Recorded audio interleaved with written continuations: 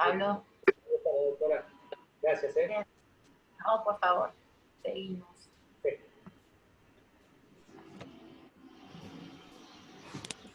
Muy bien.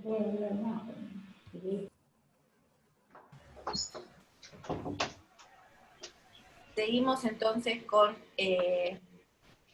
la segunda parte de síndromes pericárdicos. Habíamos quedado acá entonces en las manifestaciones clínicas del taponamiento agudo y el taponamiento progresivo.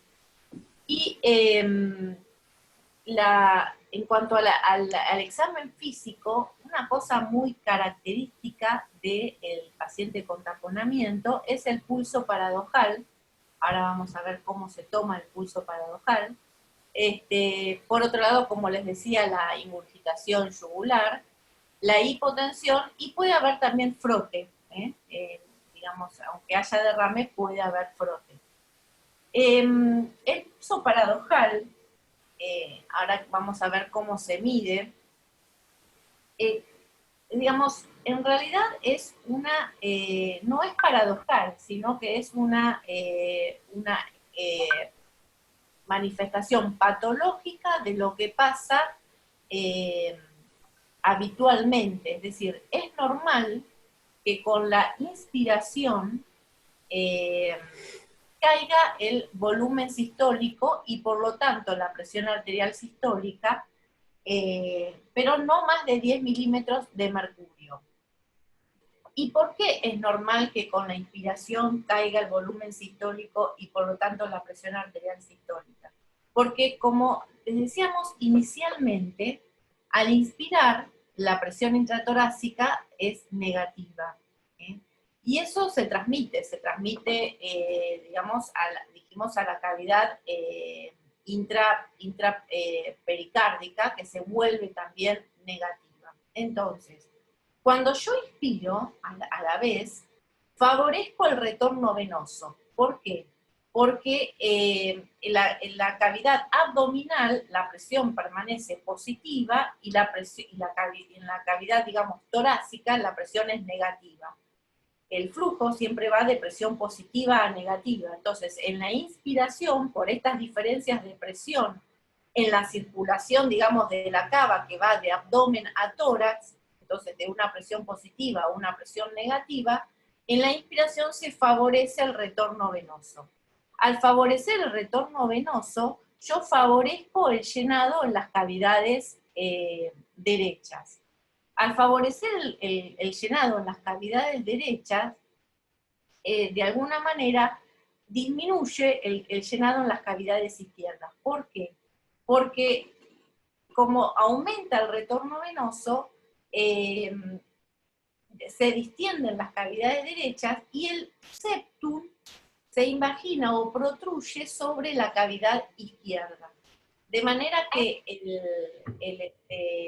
la cavidad izquierda disminuye inicialmente su tamaño y por lo tanto disminuye su probabilidad, digamos, o su capacidad de recibir volumen, porque al disminuir el tamaño va a llegar antes a igualar las presiones y por lo tanto disminuye su capacidad para recibir volumen. Por otro lado, este favorecer digamos, del retorno venoso del lado derecho por estas diferencias de presiones, no ocurre así del lado del circuito izquierdo, porque, digamos, el llenado izquierdo depende digamos, del drenaje de las venas pulmonares, que están en la cavidad izquierda. Entonces, en el momento de la inspiración, no hay una diferencia de presión, porque todo lo que es el circuito de llenado izquierdo está dentro de la cavidad torácica. Y no ocurre lo mismo con lo que pasa del lado derecho. Es decir, que se favorece el retorno venoso del lado derecho, pero no se favorece el retorno venoso del lado izquierdo en la inspiración. Y además se distiende y se aumenta el tamaño de la cavidad del lado derecho y disminuye del lado izquierdo. Por lo tanto, al disminuirse la precarga y el llenado diastólico en inspiración del lado izquierdo, va a disminuir el volumen eyectivo o el volumen sistólico del lado izquierdo, y eso va a hacer disminuir en la inspiración el volumen sistólico y por lo tanto la presión arterial sistólica. Esto se revierte en la expiración. Y esto es fisiológico. Entonces, es fisiológico que en la inspiración caiga el volumen sistólico izquierdo y por lo tanto la presión arterial sistémica. Pero esto, digamos, esta diferencia entre inspiración y expiración, que es fisiológica, no supera los 10 milímetros de mercurio. En la situación del paciente con taponamiento cardíaco, este proceso que es fisiológico se exagera por el aumento en la presión intrapericárdica, y entonces disminuye aún más el volumen sistólico izquierdo y por lo tanto cae más de 10 milímetros de mercurio la presión arterial izquierda en el momento de la presión arterial sistólica, a consecuencia de la caída del volumen sistólico izquierdo, en la inspiración, más de 10 milímetros de mercurio.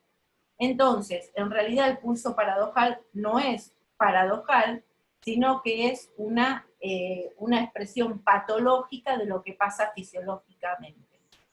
Por lo tanto, digamos, el pulso paradojal implica caída de más de 10 milímetros de mercurio de la presión arterial sistólica en inspiración.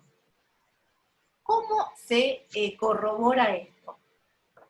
Si bien se llama pulso paradojal, porque esto lo constataron los semiólogos antes de que se diseñara el manguito de presión, porque hoy en día, para hablar de pulso paradojal, tenemos que tomar la presión, y ahora vamos a ver paso por paso cómo se hace.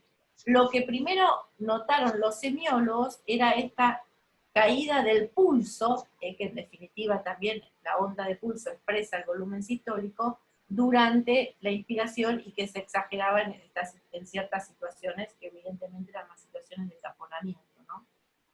Por eso se llama pulso paradojal, pero en realidad hoy en día necesitamos de tomar la presión, digamos, para hablar de pulso paradojal. ¿Cómo hacemos entonces? Nos colocamos a la cabecera del paciente porque tenemos que ir mirando los movimientos respiratorios justamente para ver los cambios entre inspiración y expiración en el esfingomanómetro, ¿no? O sea, con un aparato para tomar la presión.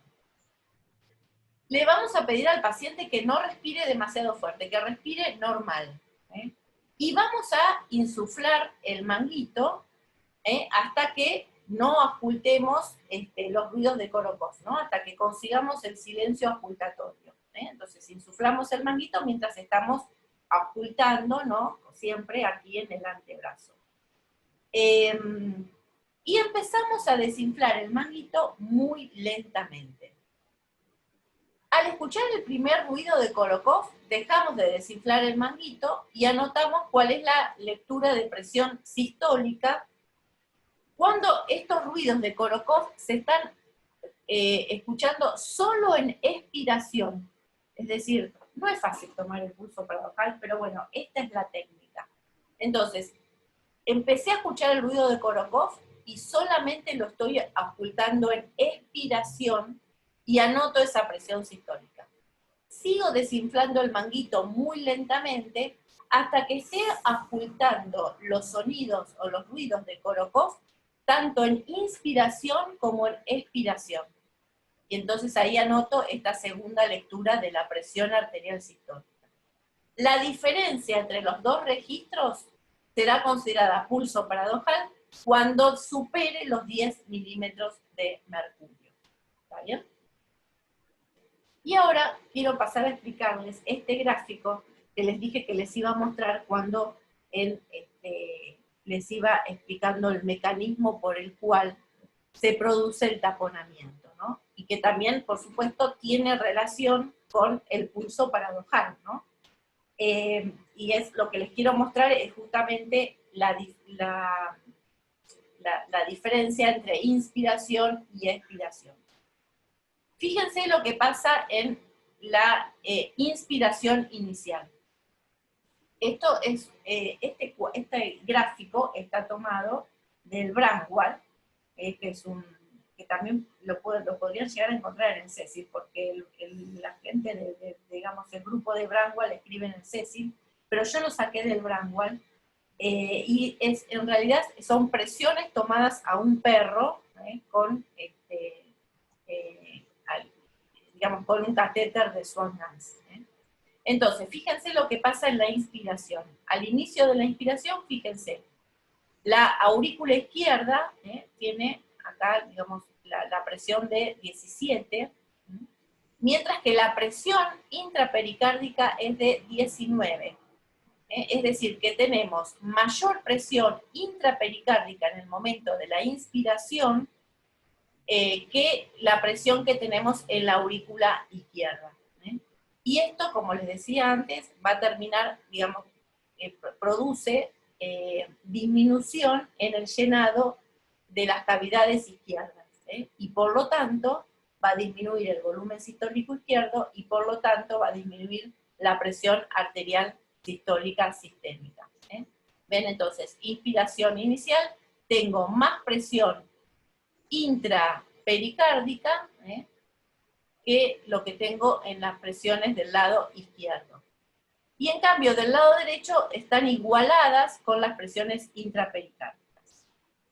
Fíjense lo que pasa en la inspiración media. Las cavidades derechas tienen más presión que las cavidades, que la presión intrapericárdica. Y se iguala a la presión del lado izquierdo. Es decir, que en la inspiración media, de alguna manera, el drenaje está favorecido en las cavidades derechas, porque la presión en las cavidades derechas supera a la presión intrapericárdica, pero no así en las cavidades izquierdas, donde inicialmente estaba desfavorecido, como veíamos acá, porque la presión del lado izquierdo es menor a la presión intrapericárdica, y en la aspiración media se detiene porque, digamos, están igualadas.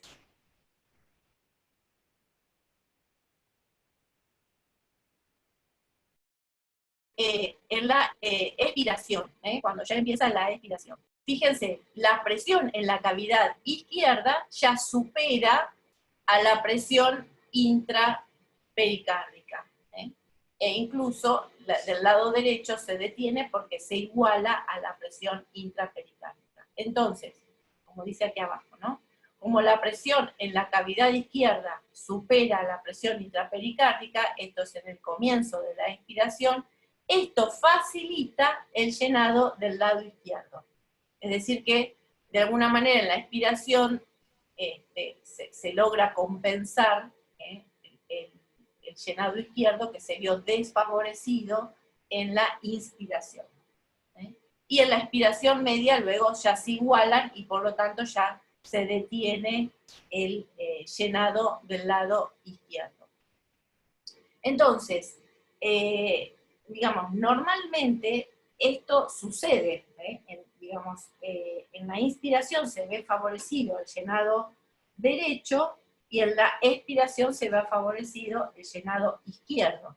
Pero cuando hay derrame y la presión intrapericárdica está aumentada, esto se exagera. Por eso aparece el pulso paradojal. Y a la vez esto es lo que explica el mecanismo del taponamiento. Lo explica, digamos, en parte, porque también, además de estas diferencias de presiones que ocurren en inspiración y en expiración, también parte, digamos, de la disminución del llenado izquierdo y por lo tanto del volumen sistólico izquierdo, se ve desfavorecido también por lo que yo les decía que la cavidad del ventrículo izquierdo en inspiración, disminuye porque el ventrículo derecho, al encontrarse con que se quiere distender y se encuentra un límite por el aumento de la presión intrapericárdica, digamos, la presión hace que se corra el septum hacia el lado izquierdo, se invagina el septum hacia el lado izquierdo para lograr aumentar la cavidad dentro del lado derecho y poder recibir, digamos, este aumento del retorno venoso que ocurre en la inspiración. Entonces, a la vez también el ventrículo izquierdo no solamente está perjudicado, como vemos aquí, porque el drenaje izquierdo está disminuido, sino que además se disminuye la cavidad del ventrículo izquierdo y por lo tanto se llega antes a igualar las presiones y se limita más el llenado diastólico del lado izquierdo. Es decir, lo que estamos explicando acá son teorías, ¿no?, de cuáles serían los mecanismos involucrados de lo que nosotros vemos en definitiva. Lo que nosotros vemos es que cuando normalmente un paciente inspira, la presión sistólica cae. Y lo que nosotros vemos que cuando hay un derrame pericárdico, ya sea que se instala bruscamente o que se instala progresivamente, pero es severo, eso produce bajo gasto cardíaco. Y estas son explicaciones, digamos, que nos permiten entender por qué eso se produce. Estos cambios de presiones, más esta invaginación del septum, por eso yo les decía al principio, el pericardio está involucrado también en lo que es la interdependencia, digamos, interventricular que está dada a través del septum. Bien. Esto lo que les quiero mostrar es el electrocardiograma, lo que se ve en el paciente con taponamiento. Como les decía, el paciente con, más que con taponamiento, fundamentalmente con derrame pericárdico severo. Que como les decía, el paciente con derrame pericárdico severo puede ir al taponamiento, por supuesto, pero no necesariamente el paciente con derrame pericárdico severo tiene taponamiento. Taponamiento es cuando a consecuencia del derrame pericárdico el paciente tiene compromiso hemodinámico.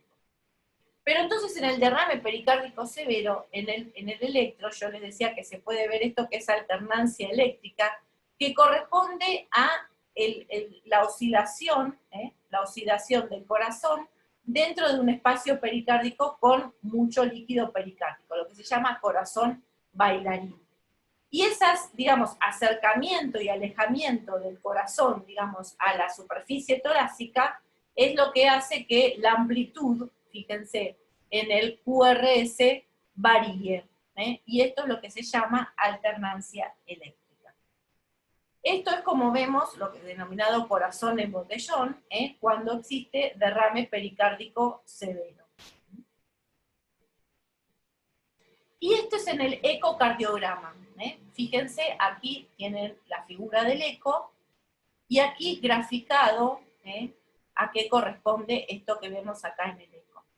Fíjense, lo que vemos es esto corresponde acá en el eco a derrame pericárdico, que es de grado severo, y fíjense cómo, digamos, a consecuencia del derrame y del aumento de la presión intrapericárdica, se comprime las cavidades derechas. Fíjense acá hay una compresión de la aurícula derecha, fundamentalmente se puede observar muy bien, ¿no?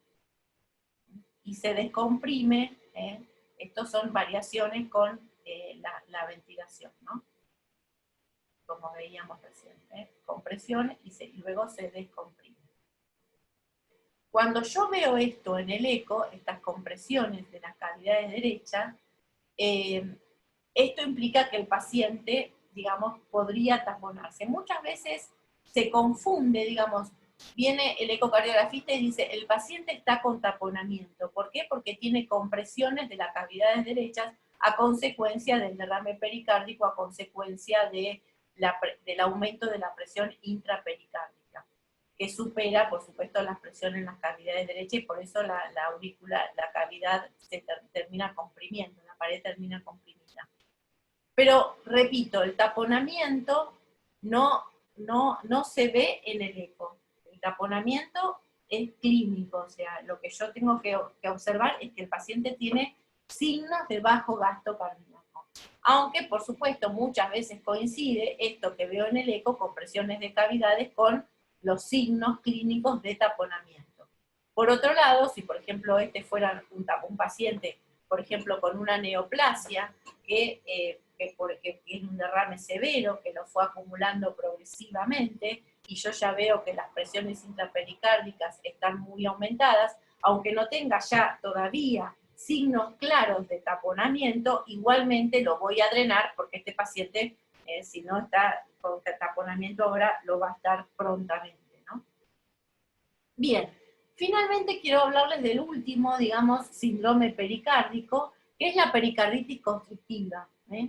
Que esto obviamente siempre se observa a consecuencia de un paciente que ha tenido una pericarditis y que de alguna manera ha cicatrizado mal y ha quedado con fibrosis, con calcificación, entonces eso queda un pericardio duro que no se distiende, un pericardio engrosado, y que por lo tanto limita el llenado en las 4 cámaras, y a eso llamamos pericarditis constrictiva, la limitación en el llenado de las 4 cámaras cardíacas a consecuencia de la pérdida de distensión del pericardio, a consecuencia de fibrosis y calcificación, a consecuencia de alguna pericarditis, ¿no? En general, las pericarditis que más se complican con fibrosis y calcificación son las pericarditis hemorrágicas, como la de las neoplasias o la de las tuberculosis, las pericarditis bacterianas, las pericarditis purulentas, aunque vemos muchas veces pericarditis constrictivas a consecuencia de pericarditis virales. No porque la mayoría de las pericarditis virales vaya a una pericarditis constrictiva, porque es al contrario, la mayoría de las pericarditis virales resuelven bien, sino porque en números absolutos, si yo tengo que sobre 100 pacientes, 90 tuvieron una pericarditis viral, aunque de estos se compliquen solamente 10, en el número, digamos, absoluto, voy a tener, si yo veo cuántas pericarditis constrictivas tengo, el número absoluto por ahí es, la mayoría fueron por pericarditis virales. Pero si entro, si voy por el lado de cuáles de causas de pericarditis más van a pericarditis constrictivas, son las hemorrágicas y las purulentas. Lo que pasa que las pericarditis, digamos, purulentas o hemorrágicas, en números absolutos son muy pocas, son por ejemplo 10, y si de estas van a la pericarditis constrictiva, no sé, el 30%, bueno, son 3, ¿sí? Entonces, por eso, si yo voy a números absolutos de las pericarditis constrictivas, las mayorías pueden ser, digamos, de origen viral, pero las de origen viral son las que menos dan pericarditis constrictiva, ¿eh? Si esto lo se entendió, ahora cuando terminamos la clase lo repetimos. ¿Cómo es la presentación clínica de la pericarditis constrictiva? Bueno, primero que yo muchas veces, como les decía, puedo ver una pericarditis constrictiva y puedo no pensarlo inicialmente porque a lo mejor el paciente no tiene claro un antecedente de una pericarditis. Si yo, por ejemplo, tengo un paciente que ha tenido una cirugía cardíaca y que ha tenido pericarditis en el postquirúrgico y ha tenido derrame pericárdico, bueno, y eso ha tenido una evolución tórpida, digamos, si el paciente después evoluciona una pericarditis constrictiva, bueno, este paciente se va a presentar con síntomas como cansancio, fatiga, pérdida de peso, ingurgitación yugular, y bueno, puede ser que yo inicialmente pueda pensar en una pericarditis constrictiva. Pero si no tengo un antecedente claro de pericarditis constrictiva y llega un paciente con cansancio, fatiga, pérdida de peso, disnea, ortopnea, probablemente no sea clínicamente que yo de entrada voy a pensar en una pericarditis constrictiva. Voy a pensar en una neoplasia, puedo pensar en insuficiencia cardíaca, pero por ahí no lo pienso de entrada. Por eso muchas veces, como a otras tantas enfermedades, a la pericarditis constrictiva se la llama la gran simuladora, ¿no? Pero la verdad que hoy en día también, como el ecocardiograma se hace tan frecuentemente en los pacientes en general, muchas veces ya es el ecocardiografista que por los hallazgos en el eco que ahora vamos a ver, nos orienta que este paciente puede tener una pericarditis constrictiva, aunque yo no lo pensé de entrada. Pero no obstante, tengan siempre en cuenta que si uno no va a buscar algo, por ahí no lo encuentra, ¿sí? Entonces también siempre si yo, digamos, siempre lo ideal es que el estudio complementario vaya a buscar algo que yo ya estoy sospechando clínicamente.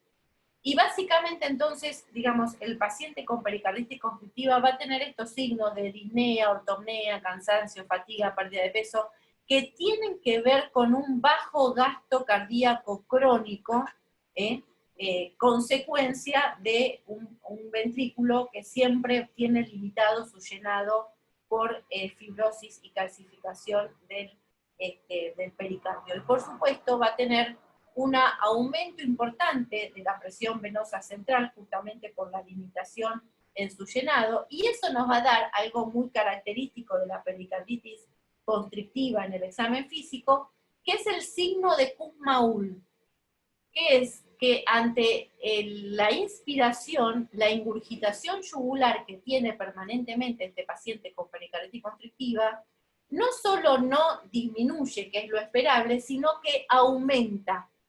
Entonces, el signo de Kussmaul este sí es paradojal, porque es un aumento inspiratorio de la presión venosa sistémica, un aumento inspiratorio de la ingurgitación yugular.